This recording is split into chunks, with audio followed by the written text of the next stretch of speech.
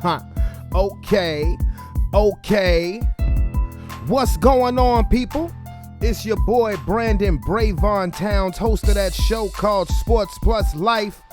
You already know what's going down today. So let me tell you something. So turn it off, turn it all the way off. Yeah. All right, everybody, allow me to reintroduce myself. My name is Brandon Brevon Towns, and this is Sports Plus Life, that sports podcast that talks a lot about sports and lately a lot about life. So I hope everybody is doing good. I hope everybody is doing good, doing well. It's getting hot outside. It's definitely getting hot outside. Today it was close to the 80s, 78 degrees right here in the Richmond, VA. And if this is your first time listening to Sports Plus Life, definitely hit that subscription button and don't hesitate to comment in that comment box. If you feel necessary, just become a part of the Sports Plus Life family.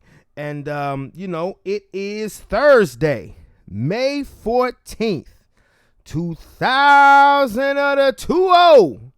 And we definitely have a lot of things that we need to talk about. Of course, you already know we still swamped by that old punk-ass virus. Coronavirus!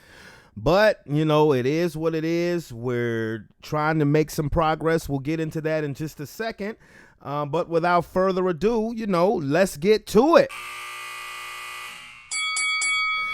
All right, y'all know when y'all hear that bell, you know what I'm about to talk about. I'm about to get into the sweet science known as boxing, and basically a situation that I touched on a little bit last week, but I'm going to go into detail today because I had some questions last week, and so far questions are starting to be answered. That is about the man, the champ, Iron Mike Tyson.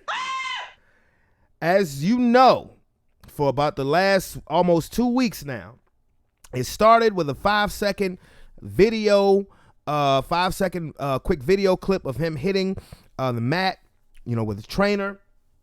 And that sent shockwaves throughout the world because, for one, it's Mike Tyson.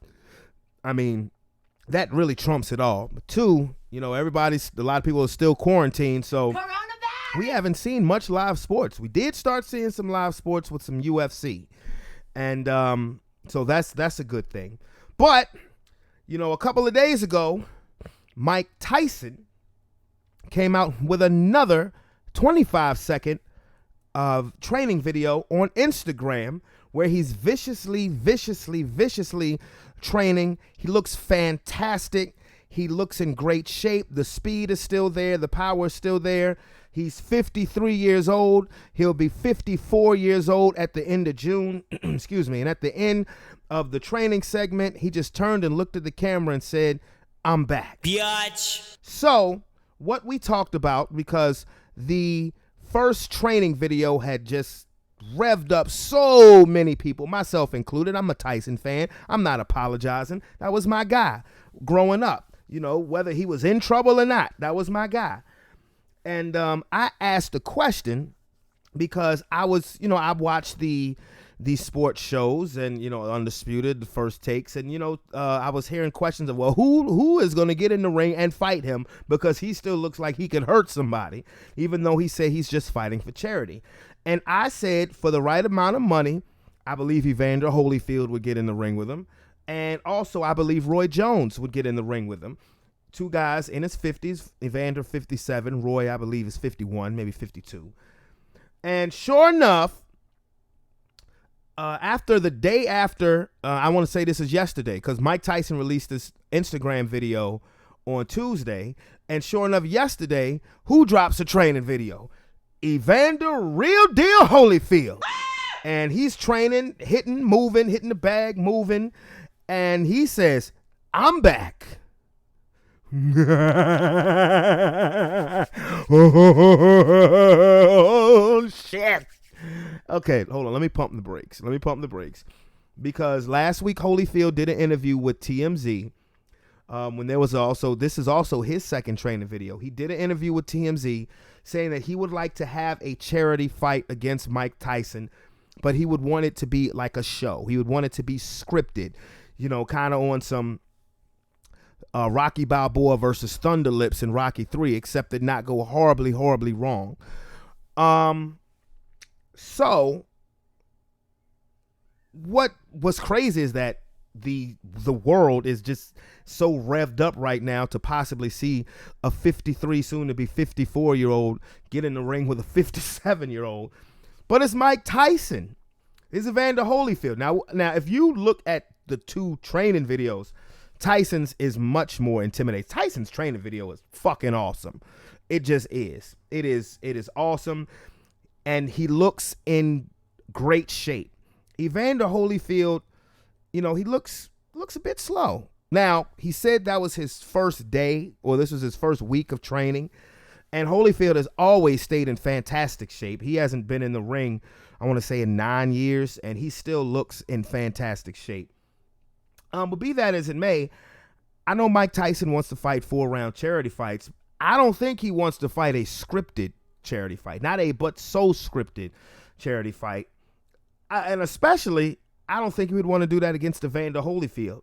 Of course, we know the history, but they've actually become very good friends. And, that's amazing in itself. But what I find to be funny is that these guys, these two Hall of Famers are saying that, they're both coming out saying that they want to fight for charity, right? But what I haven't heard is for which charity. And for what I haven't heard is, how much money would they be donating to charity? Look, the bottom line is these guys are athletes. Truth be told, they're fighting because they want to fight. Biatch. They want to get back in the ring. I don't think charity has really much to do with it. I see charity as just kind of being the reason. When George Foreman came out of retirement when he was 38, initially he was coming out to fight for charity. And that ended up being him in the ring for another 11 years, winning a heavyweight championship. Now, granted, there's a difference between George Foreman coming back at 38 and Mike Tyson and Evander Holyfield coming back in their 50s. I don't think Evander Holyfield would come back, to fight any kind of real fight. People want to see Mike Tyson in some real fights because he looks that sensational. And what's crazy is, when it's Mike Tyson, you that dude when after that 5-second training video, he's already gotten multiple offers for multiple fights, including a $20 million offer to fight a bare knuckle promotion fighter. $20 million. So 5 seconds, literally 5 seconds of him viciously landing hooks to the body and showing just great head movement, got him a $20 million offer to fight. Think about that. So at 53 years old, he hasn't been in the ring in 15 years. God damn! And he's already getting an offer for $20 million to fight somebody that I guarantee you 95% of the people on planet Earth ain't never heard of. $20 million. Do it, Mike. Do it. It can be done during this pandemic because you see the UFC is fighting. You see that. I mean, it's just amazing. And what I think is great about Mike Tyson potentially getting back in the ring, because look, I'm a realist about this. Some people like to go extreme. Oh, he needs to fight Anthony Joshua. He needs to fight Deontay Wilder. He needs to fight Tyson Fury. No, he doesn't. No, he don't. No, he doesn't. I'll say this like I did last week, and I'll stay consistent with this. If somebody would even sanction a fight between Mike Tyson and one of the guys that's the three-headed monster now, I would say this: one, maybe 2 rounds, Mike would be a hell of a handful, and if he caught you, he could still put you out, get you out of there. But I don't think that's going to happen. I don't think that needs to happen because those guys are just too big. They're too big. Tyson Fury's almost a foot taller. Anthony Joshua is 6'5". That would probably be, that would be the most ideal person. He's fought fighters 6'5" before. Deontay Wilder is 6'7". One of the things that did Mike Tyson in 15, 16 years ago is, he was getting older and he was fighting these guys who were just too damn big. Like his last fight against Kevin McBride. Kevin McBride was like about 6'6", 6'7", 270 some pounds. It's too big. That's not going to improve with 15 years out the ring and now you're in your 50s. But the notion of Mike Tyson being in the ring, it creates magic. It's like seeing Michael Jackson on stage. You feel a sense of magic. Michael Jordan on the basketball court. You feel a sense of magic, along with Magic Johnson, Kobe Bryant, Larry Bird, Barry Bonds stepping up to the plate. You feel a sense of magic. There are only certain people in the world that can give you that type of excitement, where I'm pretty sure that if tomorrow it was announced that Mike Tyson was going to take this $20 million fight and it's just a 4-round exhibition or a 6-round exhibition and the charge was $80, how much you want to bet?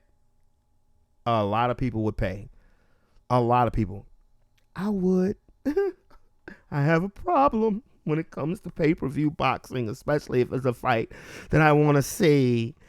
And I would still pay to see Mike Tyson. And if he were to get in the ring with Holyfield, see, this is just me. This is just the boxing fan in me. If he gets in the ring with Holyfield, it could be a 4-round exhibition, whatever. I don't want a damn thing scripted. I don't want nothing scripted. Go for it. Grudge match. We've been waiting to see them get in the ring for 23 years. See them get back in the ring, for 23 years. I don't want to see no scripted exhibition. I don't need nobody bit, but I don't want to see no scripted exhibition. Let's let them hands go. Let go.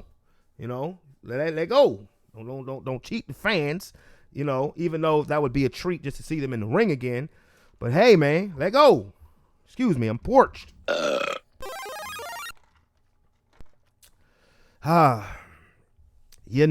The things that I guess being in a pandemic can get you excited for. But again, one thing that makes me happy about seeing Mike Tyson train to fight, it looks like that he's in a place where he's actually happy. That he's happy. I remember he said in his movie documentary, Tyson, that it's the guys who are happy who are the best fighters. People think that the mean and surly guys are the ones who are the best fighters. He said, no, it's the ones who are happy, the ones who enjoy doing what they do. Tyson looks like, with him training, he looks like that he's in such a comfortable, happy place that he would enjoy getting back in the ring instead of him getting back in the ring looking at it as like it was a job. Because, he has to pay X amount of bills because he's in debt for X amount of dollars. So he figures, what the hell, that's the only way I know how to make money. So I'm just going to have to get in the ring, not really being in any type of shape. Tyson's last about 3 or 4 fights. He wasn't in any shape. I'll go back to Brian Nielsen, the fight against Brian Nielsen in 2001. He wasn't in no shape. When Mike Tyson would come to the ring over 230 pounds, he was not in any type of shape. And I believe that was his last 5 fights. He was over 230 pounds. He was just strictly going in there looking to, rumble, get his man out of there and just go collect his check to pay whatever debts he had to pay. But it seemed like more of a job, more something that he had to do than something that he wanted to do. And that's what I believe would still make him definitely an attraction to see, because he still looks in such fantastic shape, and plus the fact that his star is bigger than it's just as big now as it was in the 90s, in the 80s, maybe not to the point of when he was the heavyweight champion, but Mike Tyson is doing so much now. He's got Hot Boxing, the podcast show, which is great. He's got the Tyson Ranch. He's a marijuana mogul. And, it's like I swear I wish I could meet him in person, because, and it would just be to tell him, like, you are truly a champ, because you have taken every hook, uppercut, right cross, elbow, low blow, headbutt, no pun intended.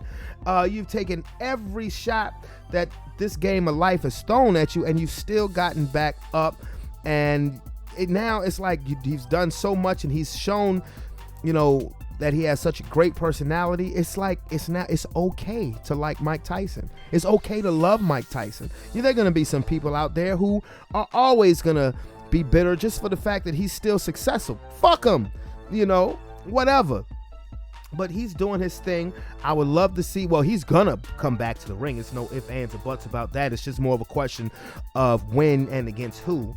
I would love to see him get in the ring with Holyfield for a third time, not for a scripted charity match, but for a real, sparring match, a covered sparring match, kind of like, in Rocky Balboa when he fought Mason Dixon, just a exhibition fight.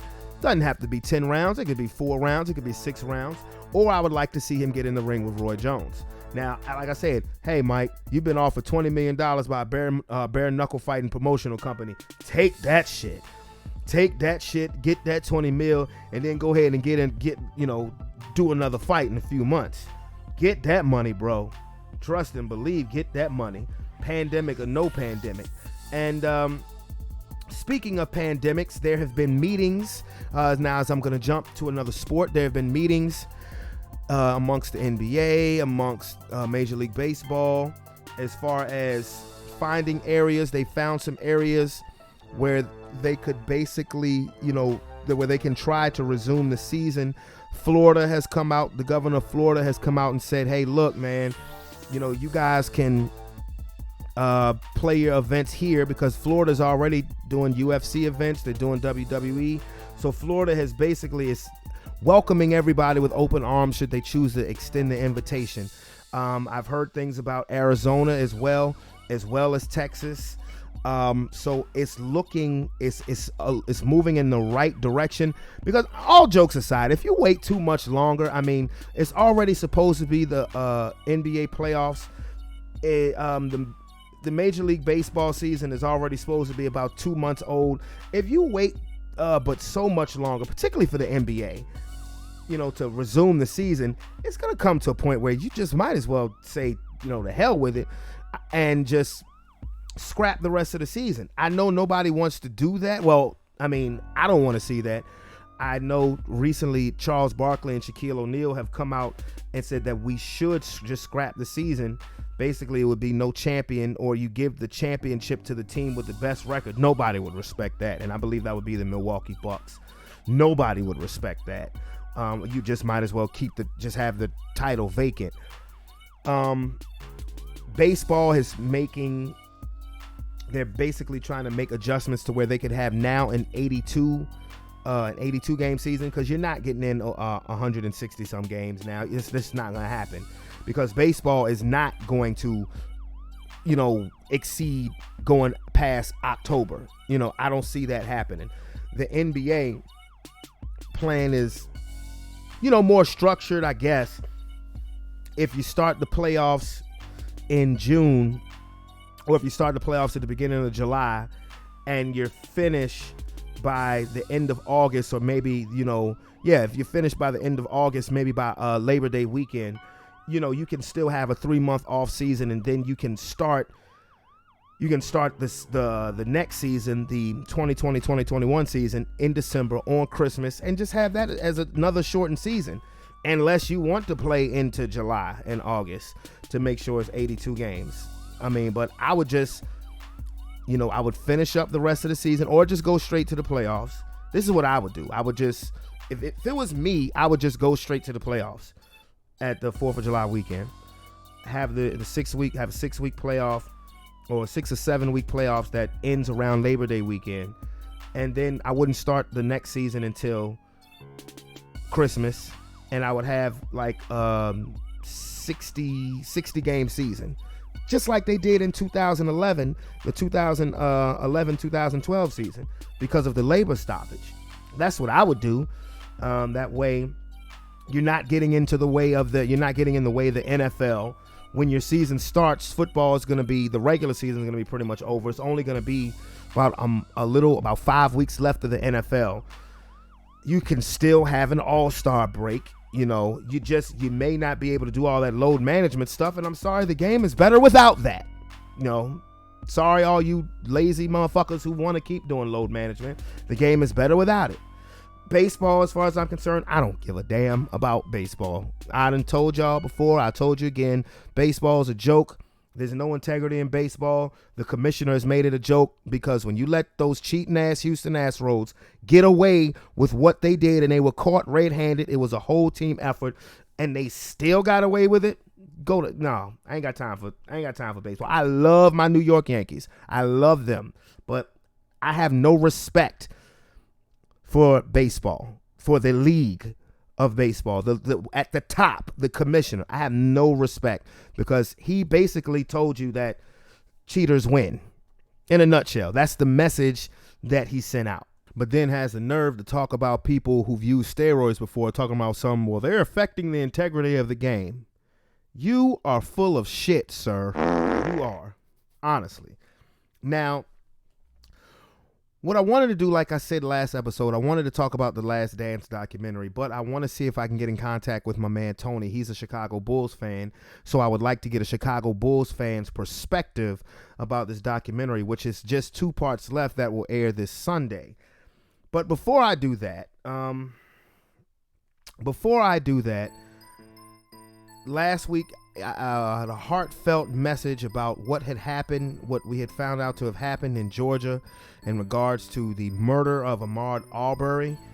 And since then, the 2 men, Gregory McMichael and Travis McMichael, has indeed, I think it was the day after I did my podcast, they have indeed been arrested and put in jail for murder and being charged with murder and aggravated assault. It's warranted. Excuse me. If you've seen the video, the gentleman who was also recording the video is under investigation because now he comes out and says that he was taking the video just to show that his friends didn't do anything wrong. And his friends were, the 2 gunmen, the McMichaels. Hold on, wait a minute. Wait a minute. They didn't do anything wrong.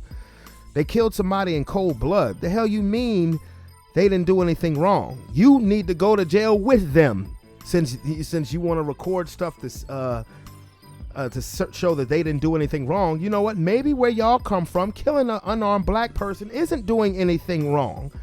But you know what? As a black man in America, and I think I speak for millions and millions of black people when I say this, we are sick and tired of this bullshit. And it did not stop there, unfortunately. The very same day that the news came out about Ahmaud Arbery, there was a killing of a black man, an unarmed black man. Well, I don't know if the report said that in the Facebook Live video, which he did Facebook Live, that there wasn't a gun present. But Sean Reed in Indianapolis, on Facebook Live, running from the police, he put out a message. I would put the sound on here, but I don't want to, but he was pretty much asking somebody to pick him up. He didn't want to go to jail. And when he got out the car, he was tased and then shot multiple times. And then on top of that, one of the police officers that fired the fatal shots is going to laugh. You can hear it in the video, talking about I guess that's a closed casket, homie. And this was a black cop.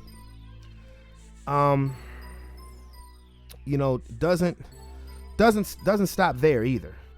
We just learned yesterday that in Louisville, Kentucky, on March 13th, if I'm not mistaken, that the police killed a black woman who was in her bed.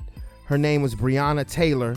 She was an EMT worker on the front line working to try to help people, actually working alongside police during this corona pandemic. And she was shot multiple times. Her family said her body was mutilated by 3 Louisville police officers who stormed into their house, not in police clothes, in regular civilian clothes. And what was the warrant say? I believe it was called a silent. They had a silent warrant, which is when you are allowed to come into a person's home without announcing yourself as being police officers. But this story just sounds crazier and crazier. So the police were doing an investigation and was sitting around a trap house that was more than 10 miles away from Breonna Taylor's apartment.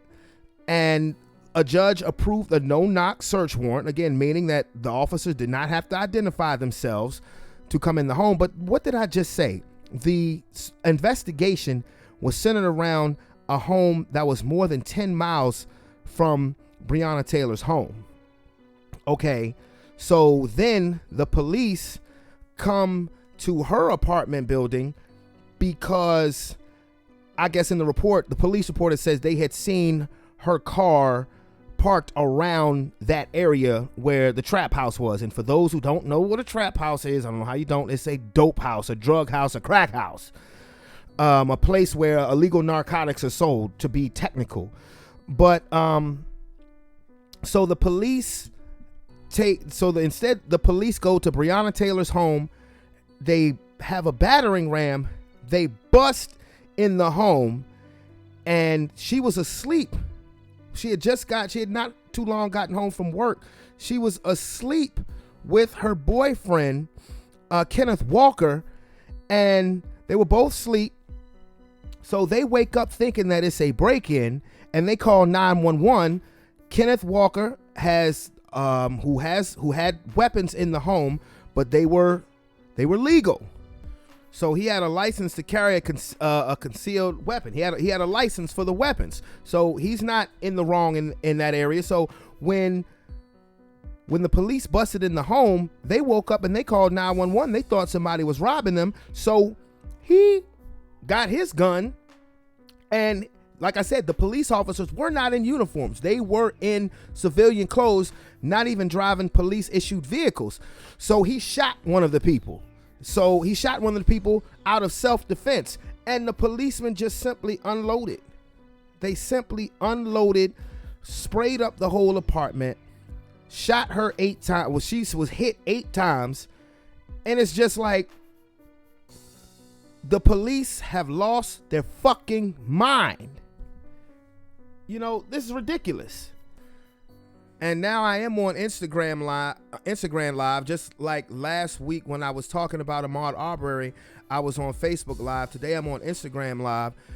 This is just ridiculous because they continuously are these police officers are continuously shooting down black people and unarmed black people. And it's just ridiculous. Allow me to repeat myself again for my Instagram Live audience, those who choose to watch. Breonna Taylor, 26 years old, EMT worker, frontline worker for what's going on with this pandemic. This just came out yesterday. This happened on March 13th, where she was asleep. Her and her boyfriend, Kenneth Walker, was asleep. And their home was their door was busted down by a battering ram by 3 police officers, 3 Louisville, Kentucky police officers who were not in uniform. They were dressed in civilian clothes. They were investigating a trap house more than 10 miles away from where Breonna Walker lived at. And I guess they tried to say that either her or her boyfriend were involved with the people that they were that they were investigating, that they were going after. So Breonna Taylor and Kenneth Walker are in their apartment asleep. They hear their door being busted open, and then they call 911. Her boyfriend, who is licensed and registered to have firearms, pulls out a gun, shoots one of the people who they thought were intruders, and then the 3 officers just simply spray the whole apartment up, hit Breonna Taylor about 8 times. She dies. They were just totally reckless with the way that they shot up that apartment. And not only that, bullets went into their neighbor's apartment. There were bullets that went into the bedroom of a 5-year-old girl. They were totally reckless. And then on top of that, the person who they were looking for initially at the trap house, they had him in custody. They had him in custody already. So what are you doing? What are you doing? I mean, it makes no sense whatsoever.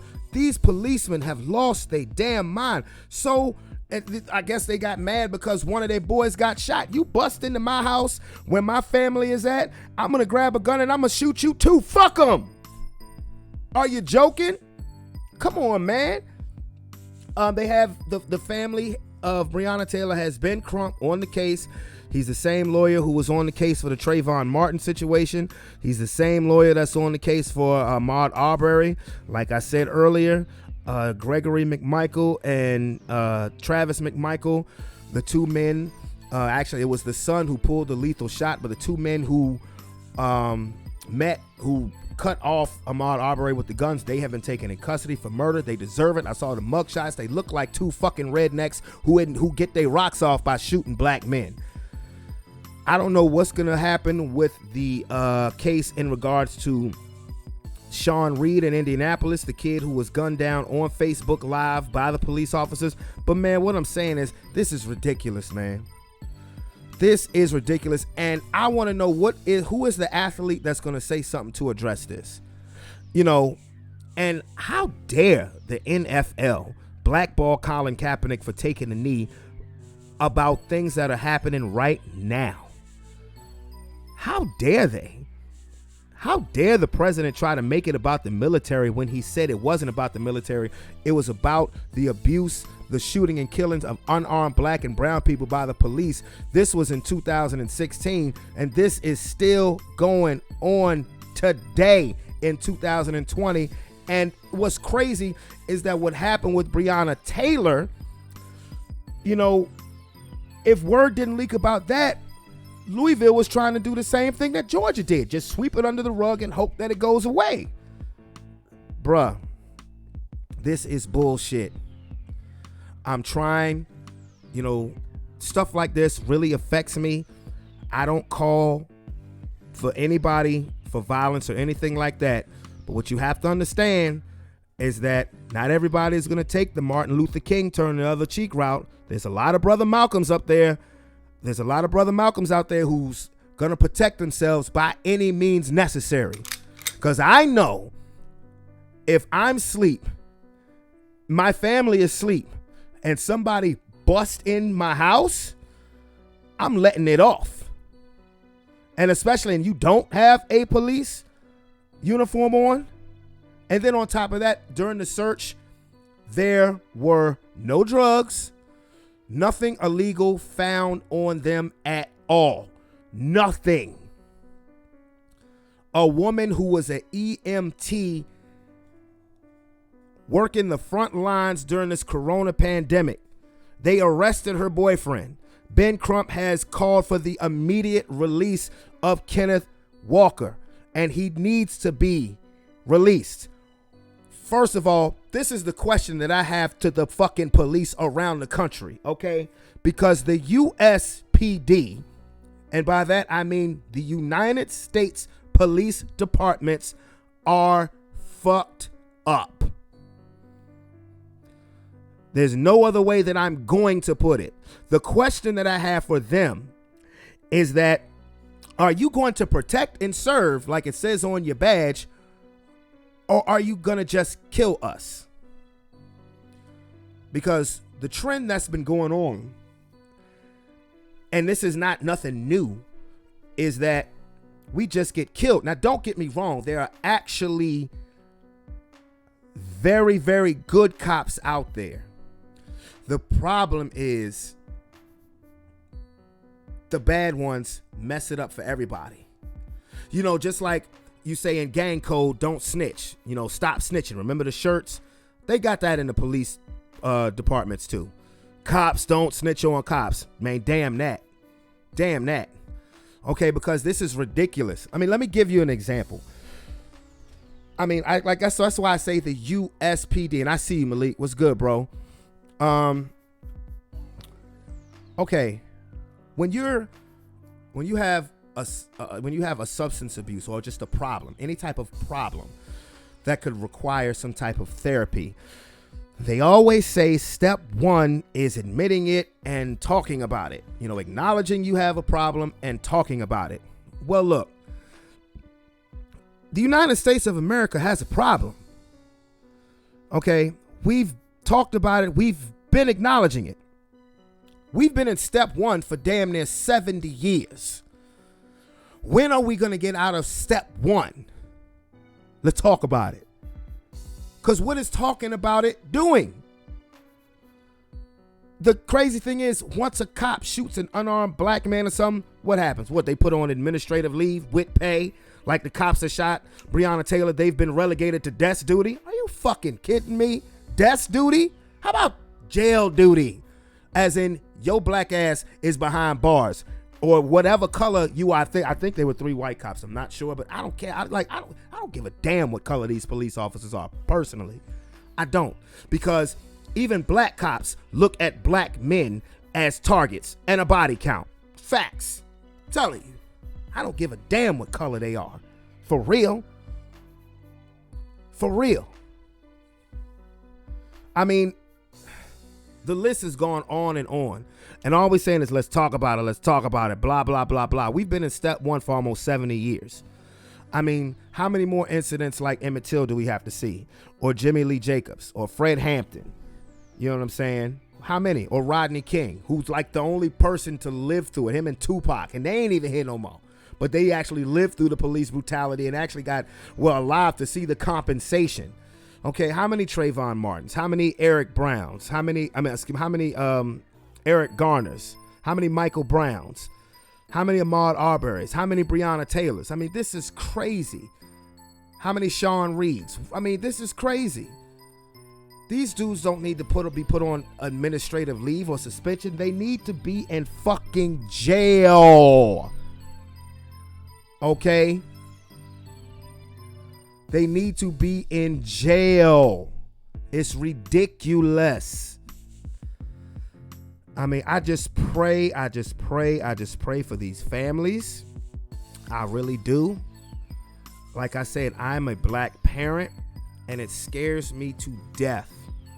I mean, like I said last week, because I'm a black parent, I don't want to have to worry about my son being profiled just because of the color of his skin, but it's like I can't help it, because I'm still young enough to be profiled and some bullshit happened to me. You know, and it's just ridiculous. It is ridiculous. And people are always saying, well, we're trying to, we're going to talk about it. We're going to meet up. Nah, man, look, man, motherfuck talking. Fuck talking. Okay? Because what do you do to people who talk? You try to blackball them in some type of way, a.k.a. Colin Kaepernick. Colin Kaepernick kneeled for this exact stuff right here, and his career has been over since the end of the season where he kneeled. He sacrificed his career to believe in something that's right. That is legendary. And guess what? They blackballed him. They've kept him out the league. He's still not in the league. And guess what? Now, during a pandemic, we finding out that police shooting unarmed black people has revved right back up. I mean, what are we doing? Like I said last week, we supposed to be worried about some punk ass coronavirus. We got to just worry about waking up being black. Are you joking? Are you serious? That's that bullshit, man. That's that bullshit. And it just pisses me off. So I really did. I just wanted to touch on that situation. Because like I said, that stuff bothers me. I'm gonna try to figure something out of how I can, the way I can do my part. And maybe this is doing my part enough. But I just wanted to touch on that situation. So again, I want to get into The Last Dance. Like I said, I want to have my man Tony on the line with me. I want to call him, but I know when we start talking, we just start chopping it up. So I know I'll probably be on here with him for about a good 30, 40 minutes. And like I said, I'm going to need to dedicate a whole podcast to The Last Dance, so at least 3/4 of it. And I mean, the only thing that I will say is that if it was me on those 98 Bulls teams, Jordan would have got his ass whipped. I don't give it was 98 Bulls to any one of them championship teams. And he came at me some type of way, trying to punk me or disrespect me. No, he got his ass whipped a couple of times. Doesn't take away from him being a great player, but like, bro, I'm not the one you gonna disrespect. It just is what it is. But it's been very entertaining, very entertaining in this time of change where entertainment is needed. So, with that being said, and I didn't even say this the last show, wet a buzzer, wet a buzzer, wet a buzzer. All right, well, just understand this, you guys. Everybody be safe. Like I've told you guys before, for about the last 5 weeks, 6 weeks, since this pandemic started, my daily schedule hasn't changed. It's probably been longer than 5 weeks because everything started shutting down right around St. Patrick's Day, and that was a couple months ago. So we're starting to slowly open stuff back up. I know there's some restaurant in Virginia that I heard. I can't remember where exactly it is in the state, but to have the owner is saying to have a sense of normalcy in the restaurant, that they're going to have mannequins at tables, and the people are still social distancing, but there'll be mannequins at tables to make it seem more crowded because they can only fill up to half capacity. Bro, that's not necessary. That's not necessary. Maybe next episode I might get into the little Boosie comments. I mean, man. People are feeling some type of way about what Boosie said recently. If you keep up with that stuff, you know what I'm talking about. I'm not going to get into it right now. But again, this is your boy Brandon Brevon Towns.